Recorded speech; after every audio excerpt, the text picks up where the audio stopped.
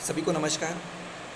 आज हम बात करेंगे पंचकर्म से रिलेटेड कुछ मिथ जो फैले हुए बाज़ार में। जैसे पंचकर्म को बहुत सारे लोग सिर्फ तेल मालिश से ही जानते हैं। क्या उनका यह सोचना सही है? तो इसका आंसर है यह बिल्कुल गलत है। पंचकर्म क्या है? पंचकर्म में 5 चीज़ों का उल्लेख होता है। इसमें सबसे पहले वमन होता है, विरेचन, बस्ती, रक्तमोक्षण और नस्य। इन 5 चीज़ों को पंचकर्म के नाम से जाना जाता है। तो panchakarma is a advance form of treatment. जैसे कोई सर्जरी में कोई भी सर्जरी सक्सेसफुल होने के लिए उसको 3 प्रोसीजर से गुजरना पड़ता है, प्री ऑपरेटिव, ऑपरेटिव और पोस्ट ऑपरेटिव।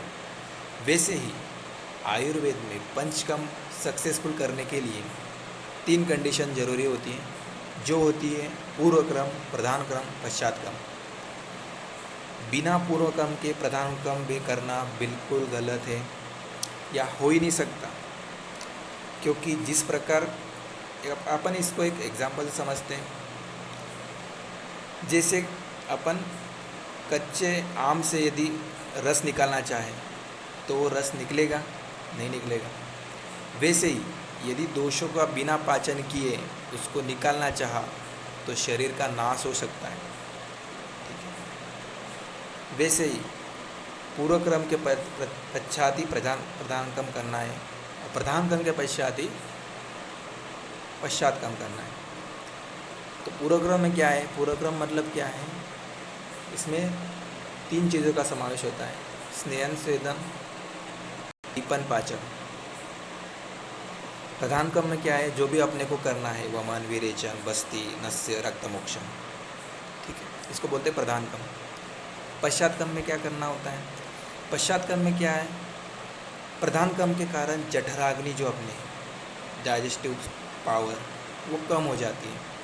उसको रीजनरेट करने के लिए अपने को कुछ ऐसे सब्सटेंस खाने पड़ते हैं जैसे कि उसमें मैक्सिमम वाटर क्वांटिटी हो। मतलब अपने को एकदम जठराग्नि, अपने आप पेट पे ज़्यादा प्रेशर नहीं देना, या पचन शक्ति उसकी कम हो जाती है प्रोसेस करने के बाद, तो उसको हल्का खाना देना है, पचने में जो हल्का हो, कि दलिया, खिचड़ी, सूप वगैरह हो, इससे उसको ये सब देना है उसको। ठीक है। तो इन सारे चीज़ों को करने के बाद अपने को सम्यक, अतियोग, अयोग आदि के लक्षण मिलते हैं। ठीक है। तो इसके बाद हम अलग अलग पंचकर्म की 5 प्रोसेस को अपन शॉर्ट में देख लेते हैं। जैसे वमन। वमन क्या है? इसको मॉडर्न में इमेसिस बोला जाता है। तो क्या है वमन? दोषों को मुख मार्ग द्वारा बाहर निकालना, इसको बोलते हैं वमन। दूसरा है विरेचन। विरेचन क्या है? दोषों को पाचन करके गुद मार्ग द्वारा बाहर निकालना, इसको बोलते हैं विरेचन। तीसरा है बस्ती, इसको मॉडर्न में एनिमा बोलते हैं।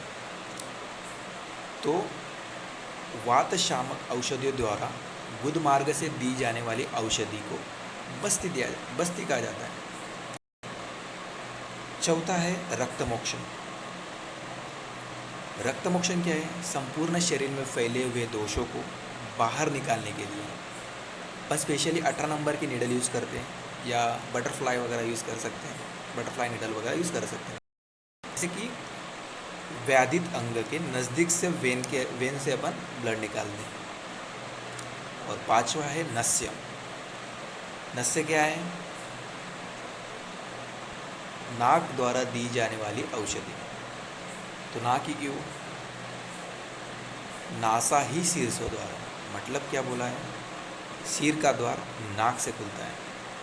तो नाक द्वारा जितने भी औषधि दी जाती हैं वो सिर में होने वाले जितने भी बीमारियां हैं उसका शमन करती है, या ऊर्ध्व जठरगत मतलब अपर क्लेविकल में जितने भी होने वाली बीमारियां हैं उसमें अच्छा कारगर काम करती है। अभी अपन ने जनरल इंट्रोडक्शन देख लिया है। इसके बाद अपन इसका डिटेलिंग अगले नेक्स्ट सेशन में करेंगे।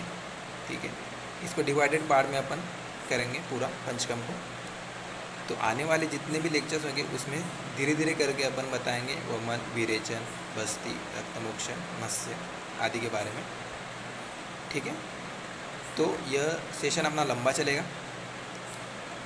तो अपना एक ही उद्देश्य है इस सेशन से कि आयुर्वेद का जो प्रचार है वो घर घर तक जाए और लोगों को योग्य मार्गदर्शन मिले।